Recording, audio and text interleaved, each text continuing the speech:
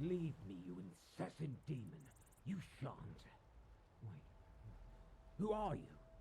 What do you want?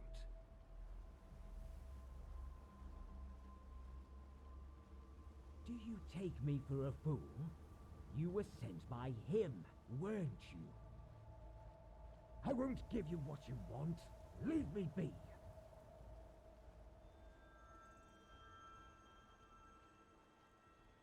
Truly? You feign ignorance. You wish to capitalize on my folly.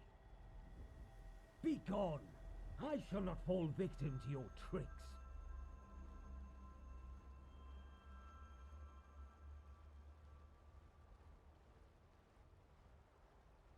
Too damn persistent you are.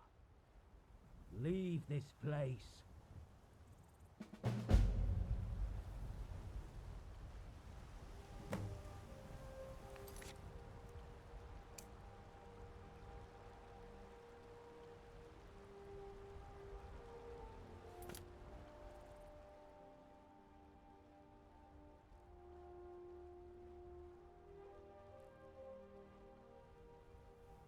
Still you persist? Perhaps you are not who I fear.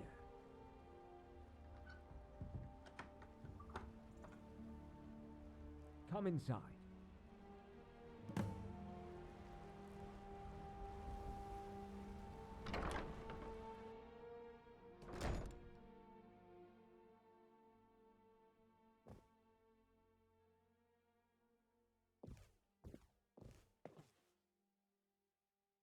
I shan't apologize for my caution. Such lengths must be taken these days.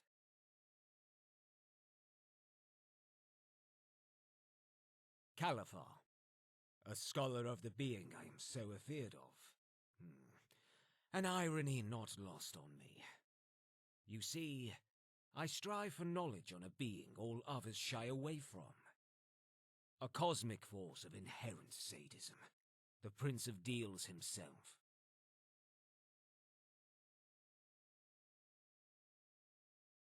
Yes, the child god of the morning star.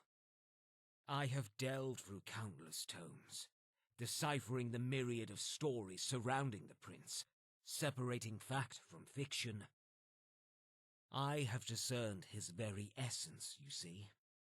I know why he makes such bargains, and the motivation that drives his involvement with mortals. I have put every recorded encounter with the Prince of Trickery to memory. I have heard all his deals.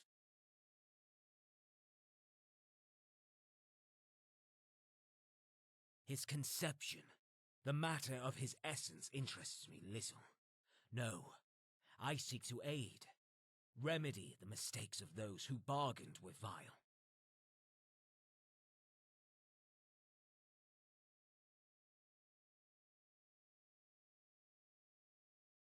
Do you believe my presence here to be out of idleness?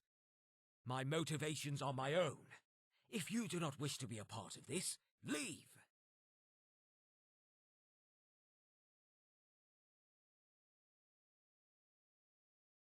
Mere compassion drives you.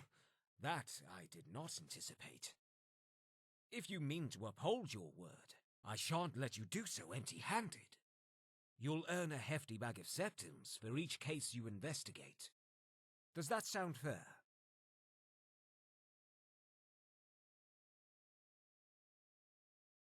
I've been told of a certain tragedy that hit Starlight Farm.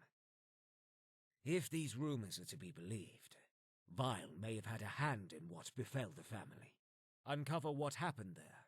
Attempt to aid those that still live, and you shall have your coin.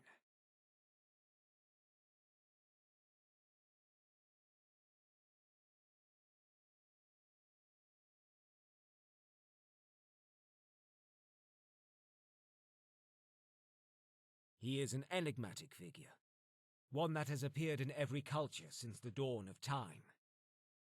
In each depiction, he is accompanied by his loyal hound, Barbas. Despite his often unassuming appearance, Barbas is no better than Vile himself.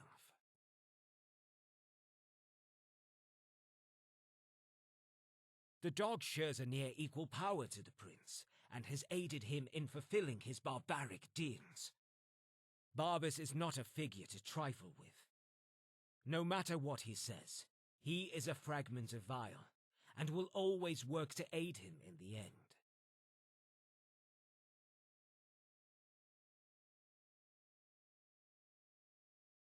Boredom. Daedrologists believe the sole reason for the hound's existence to be for companionship. The prince is an inherently social being. He craves entertainment of all kinds. To live solitary without another is unthinkable, and so he created Barbas to endlessly bicker and argue with.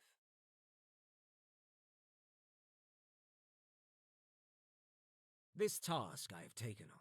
Laborious it may be, but I shall sift through its endless contents, no matter the cost.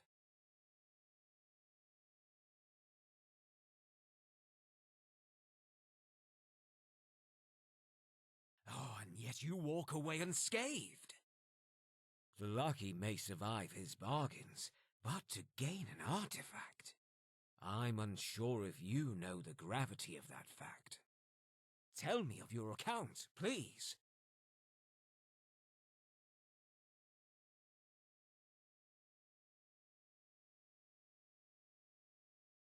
You spoke with Barbas. Oh, fascinating.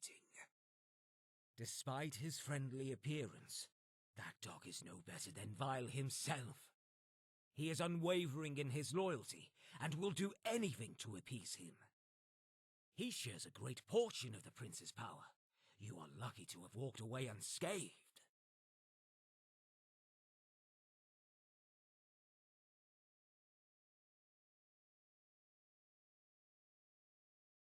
Oh, your refusal to kill the dog is more comforting than you may ever know. Barbas is a source of great entertainment for the Lord. His temporary death may have proved cataclysmic for countless lives. Now, I shall not shame you for the use of the mask. I have endlessly studied its power. I know its allure. I will only instill a warning within you. Beware its power, and do not trust the Prince of Bargains.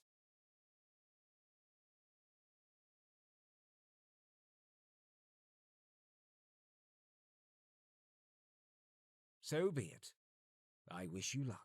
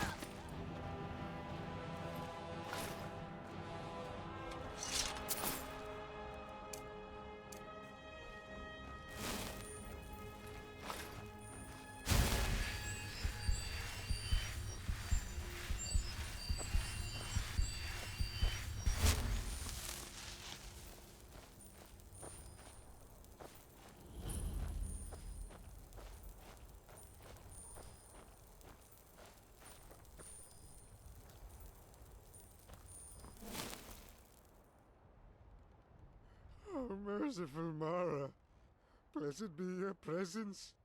Forgive me sins and protect my dear Halva.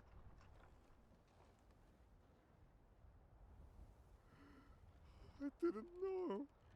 Oh, I'm sorry. You always said I was daft. Oh, I'm sorry.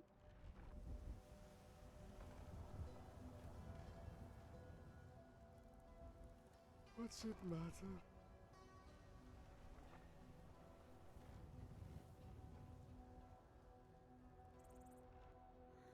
Nine saved me. My poor Halva. She didn't deserve any of this. So young. So beautiful.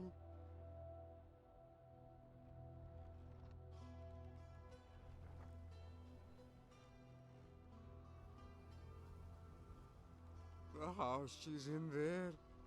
Be careful. Oh, please be careful.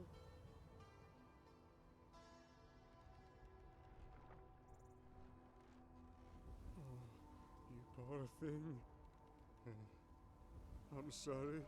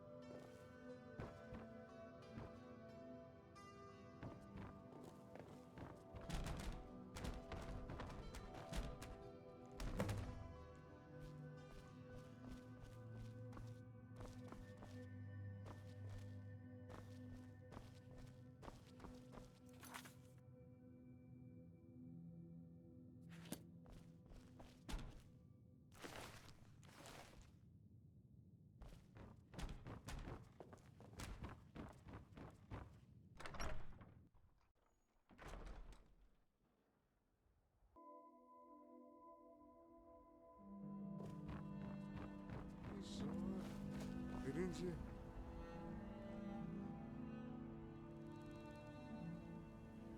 Oh, listen close. You've seen me farm. All the crops are dead and rotten by some blight. That's what caused it, you see. It was harvest season and yet we had nothing to sell. Neighbours didn't like us after last year, so we went hungry. I went into town one day to see if anyone needed honest work done. Me and Alva used to do it when we were young, you see. Couldn't find note. It was on my return when I saw him.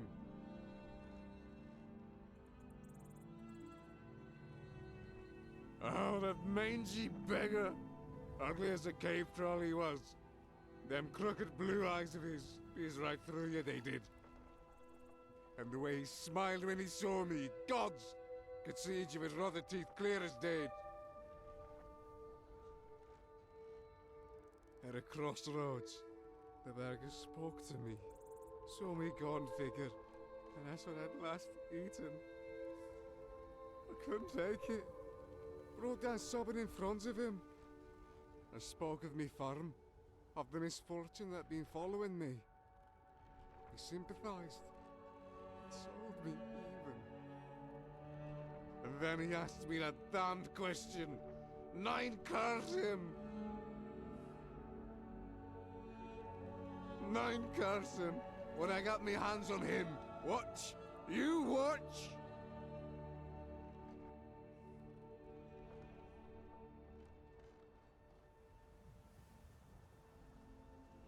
Asked if I wished for me and my family to never worry for food again.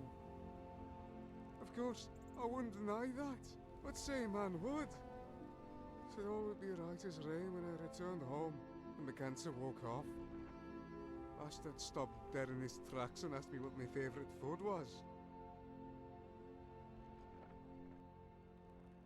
Aye. Mara, protect me.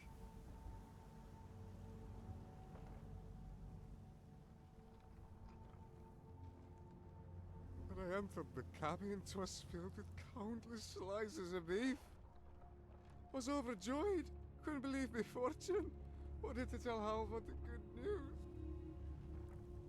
I waded through the mess.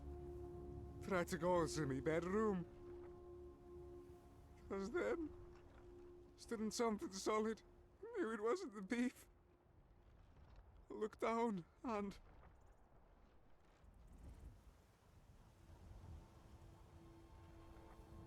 that bloody bastard! Why did I do it? Why?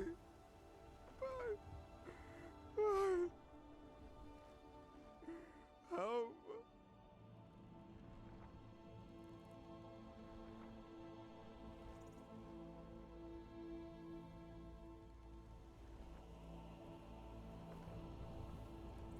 If I had, his face would lie dead in the mud. Make no mistake. What he did to me, to my poor wife.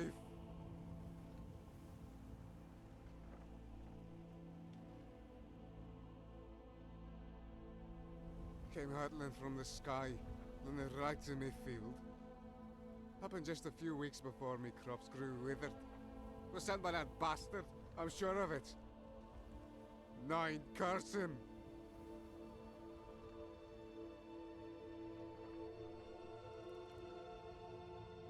Stranger, I know I ask a great deal from you, but you have no other choice.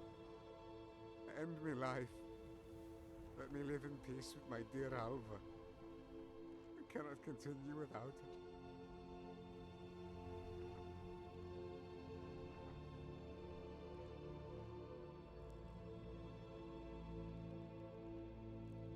Aye. Perhaps it's what the Divines want. I'll try, I think.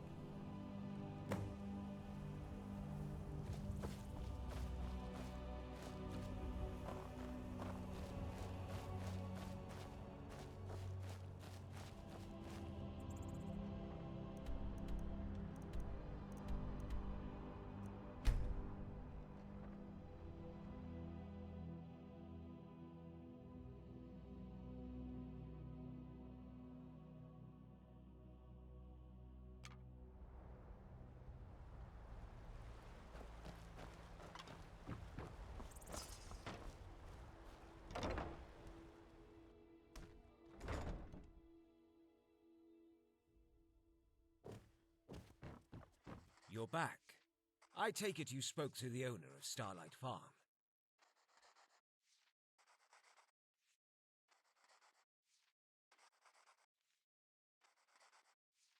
What?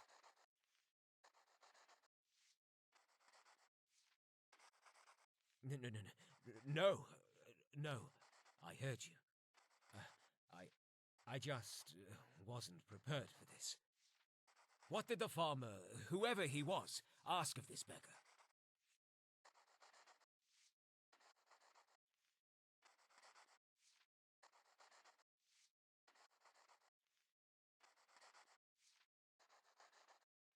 By Oriel. Oh, that poor man. It shakes me to my core. This beggar. Did the man describe him?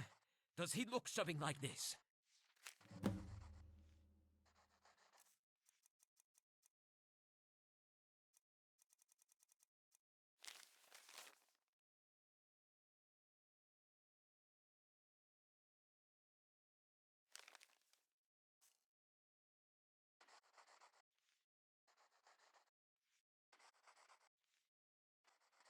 Oriel, protect me. My theories prove true. We are dealing with Clavicus Vile.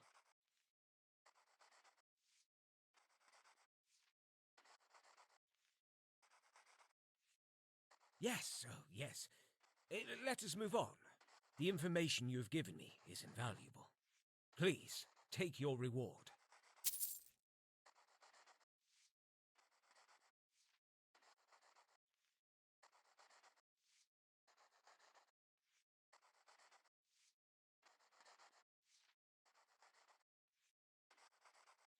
I shall tell you the tale of Avalea, a noble woman hailing from Cyrodiil. Her mother, renowned for her beauty, adored her daughter, and hired countless maids and servants to serve Avalea's every whim. Yet, one such servant grew spiteful, and horrifically disfigured the young Avalea. Avalea schemed for countless years, her hatred and bitterness constantly growing within her. Eventually, she heard of the Prince of Bargains and struck a deal with him. Her prize? Vile's mask. While it did not fix her face, she gained the love and adoration from all who gazed upon her. A year and a day after her marriage with a local baron, Vile reclaimed the mask. Avalea, despite being pregnant with the baron's child, was cast out from her home.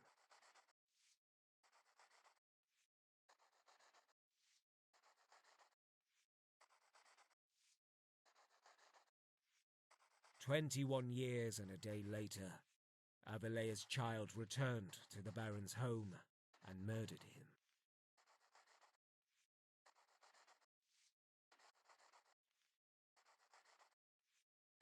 This is the Prince of Bargain's cruelty. He shall grant your every wish, yet take far more in return. Upon your next return, if it is your wish, I shall share another with you.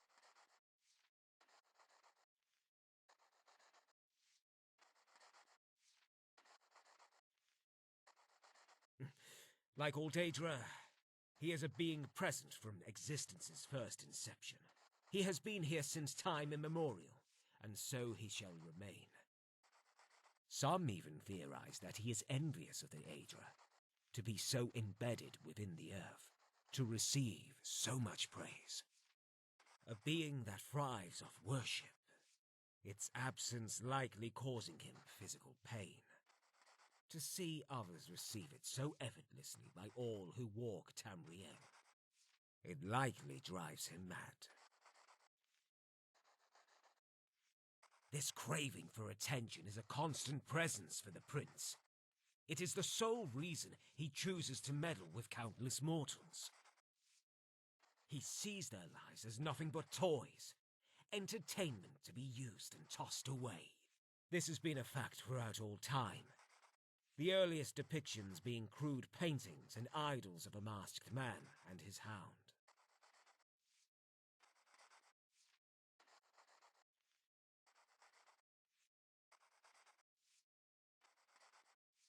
He is known to take many forms, change his skin to suit his whims, an ability only higher Daedra possess. And that wish, yes, I am certain of it.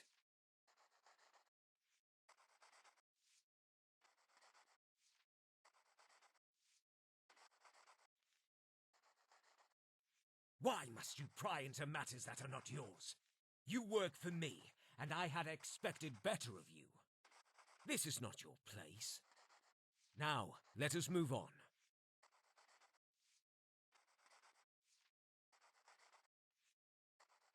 I have heard rumors of a mercenary that was seen rising from the dead, not as a thrall or zombie, but as a man. Resurrection without a price. I am certain of Vile's involvement. He is said to be resting at Moorside Inn in Moorfowl. Speak with him and learn all you can.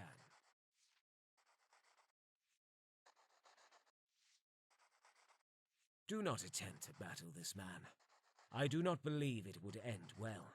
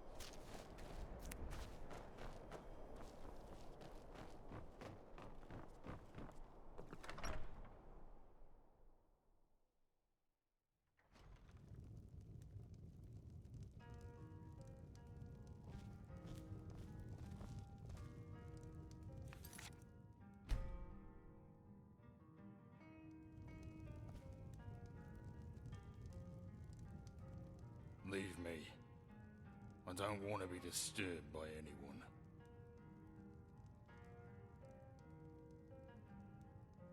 How do you know him? Don't try to lie to me, please!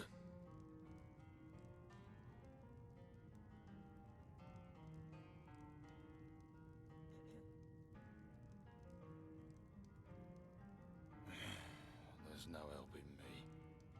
Not now, not ever. My fate is sealed.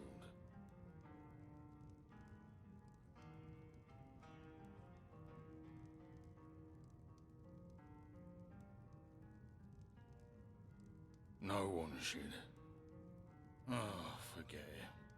I can't do much, but perhaps my story will help you. Listen. You have eyes. You know what I am. A mercenary. A blade for hire. Death incarnate. Well, this job was to be the end of me, you see. I took a contract on some deserters of the Stormcloaks. Needed to clear their den out and return to Windhelm. Bastard shot me right in my leg. Severed something important. Was gushing blood, but managed to crawl to a nearby crossroads. I knew I was gonna die. Accepted it even. Hard not to when you're lying in a puddle of your own blood.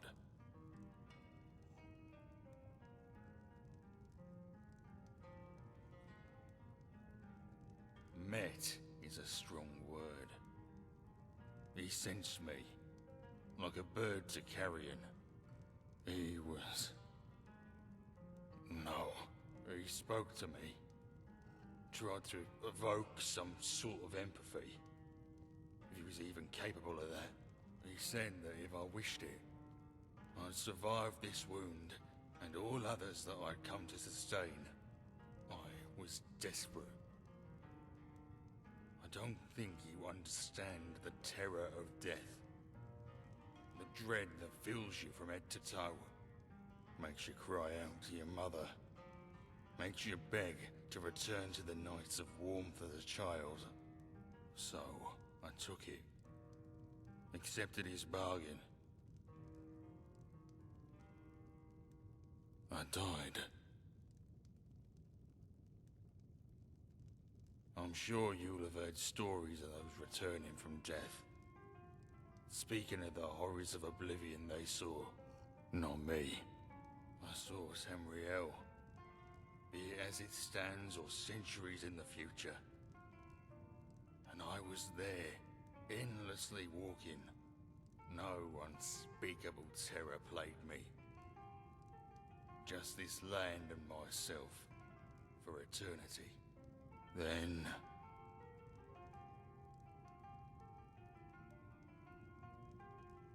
I didn't return. I was dragged back. I awoke and my leg was healed. But something was missing. I could feel it within me. A hole in my humanity. The intensity of my emotions dimmed. The world itself became more mundane. I was not me.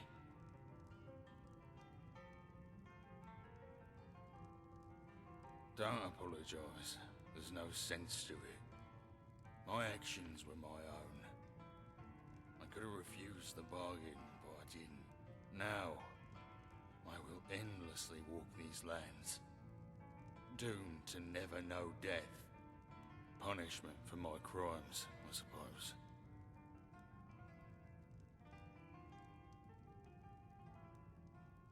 It is as I said. I am death incarnate. The innocents I've killed. The horrific deeds I've committed. The lives I've taken. This is my sentence. To lose my compassion. My humanity. Then, all I'm fit for is more death.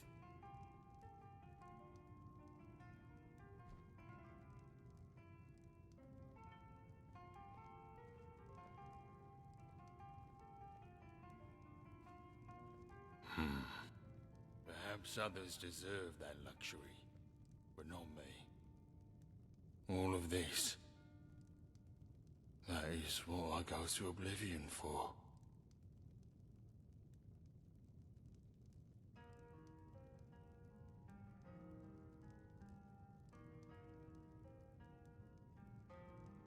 Seven. Each time I died, I dreamt of the same vision. Tamriel, myself. Nothing changes. Then I was dragged back. Less of a man than before. A piece of me missing. The cost of my return. I had a wife and child once. Each time I was dragged back, I cared less for them. I wanted to love them. Tried desperately to return to our normal lives. The memories were there, but the love I held for them was gone.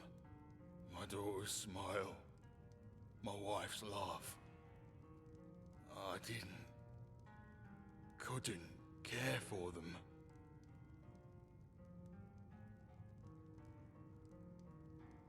I couldn't maintain a facade.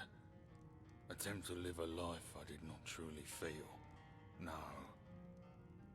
I took the coward's way out. I abandoned them. Left them alone in the night. Haven't returned since. Lucia, my daughter and my wife, they're in Whiterun. Would you take this to them? I can't. It's not me anymore.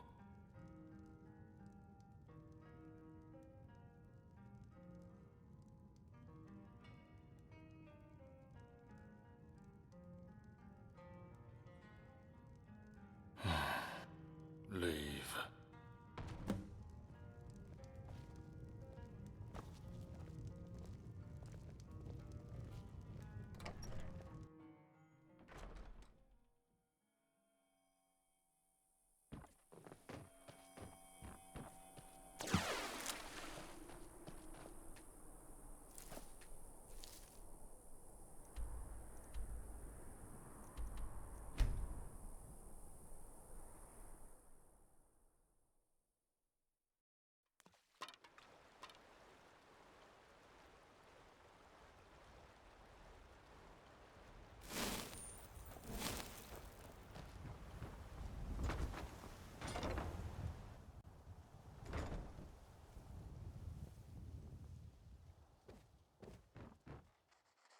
The mercenary. You spoke with him?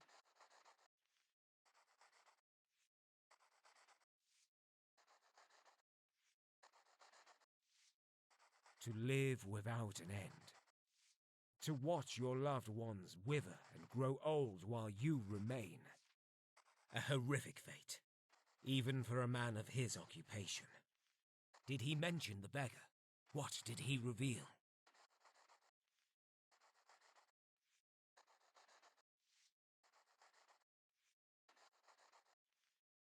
Another of Vile's steals. We are on his trail, that is for certain. His immortality. Likely a curse he shall bear to the end of this world. Horrific. Did he ask for anything? A favor, perhaps?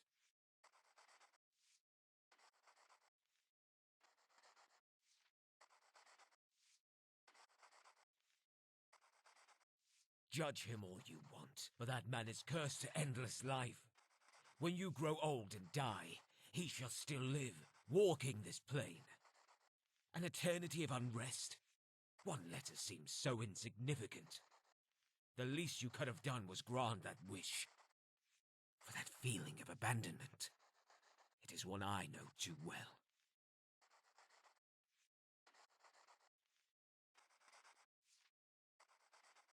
Circumstances beyond me forced my departure. It was not a voluntary act. We must move on from this. Your payment, likely a small solace after what you have dealt with. I hope it proves worth it.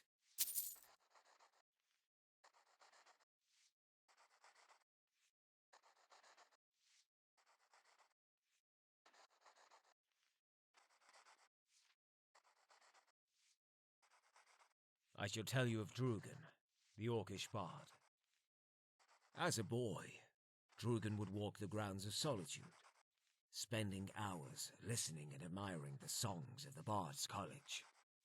He wished for nothing more than to become a bard himself, to play songs so moving every person on Tamriel would want to hear them.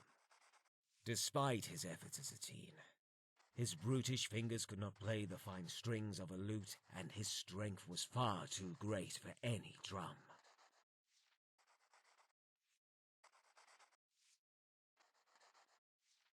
Indeed, he asked to become a master of music and song, and offered his soul in return. Yet Drugan had heard songs of the prince, and was wary of his antics, and so he claimed one stipulation: that his soul could only be collected in Hammerfell.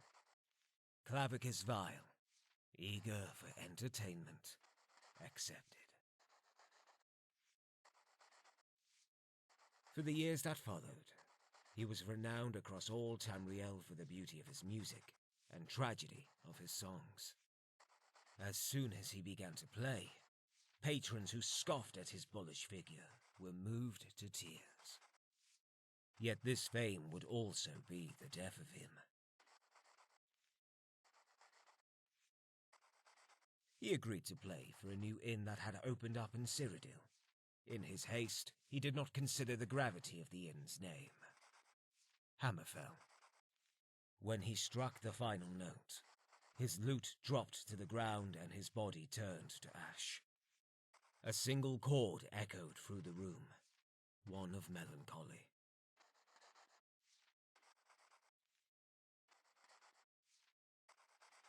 Indeed, his soul is damned to work for the prince for eternity, with no hope of release. What Drugan is subjected to, I don't wish to know.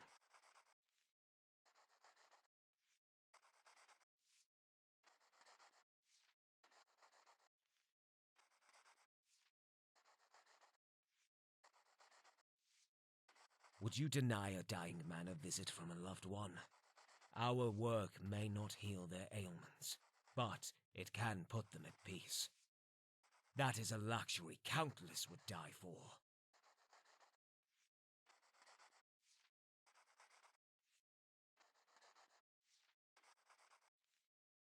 A fragment, to appease your curiosity. My disdain for hired arms is not one born of class, but instead a direct relation. I myself once numbered amongst their ranks.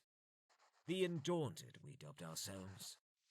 We were youthful, but eager for all the job held.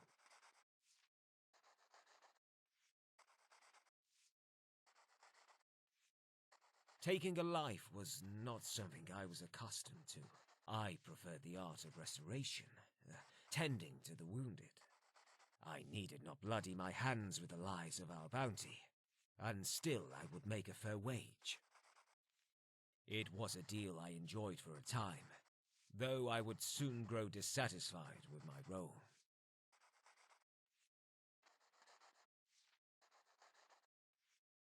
Years of bloodshed will wear on you, create a conflict within your mind. I am not a man of violence, nor was I ever, and so I grew to despise my time with the Undaunted. We eventually took a contract on a particularly violent soldier, one who had committed unspeakable crimes to a family. Upon his death, we learned that this soldier was much more than that. He was, in fact, a high-ranking official of the Dominion. I knew the danger we were in.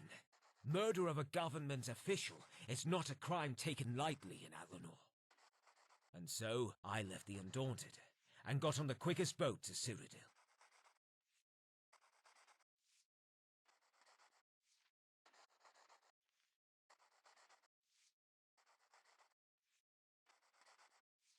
I won't be shamed for my actions. My life was worth more than lying dead in a ditch. My departure was my only chance for survival. Else I'd have been cut down like a dog. Besides, It was not an action I took lightly. I had friends in that band. Friends I loved dearly. I still wonder, when I got on that ship, did they curse my name as I sailed away? Or were they cut down days before, unaware of my escape?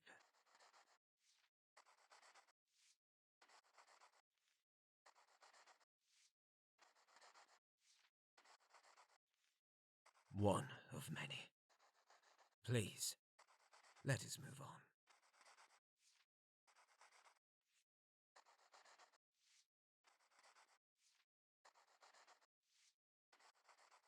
I have heard tales of a veteran from the Great War who gained back the use of his legs. This man is now mysteriously missing.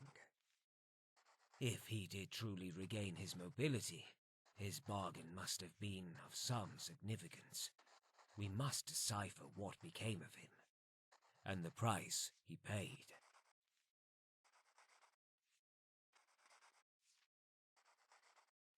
Be careful. I'm certain Vile is involved in this. Clavicus knows we are on his trail. We have his attention.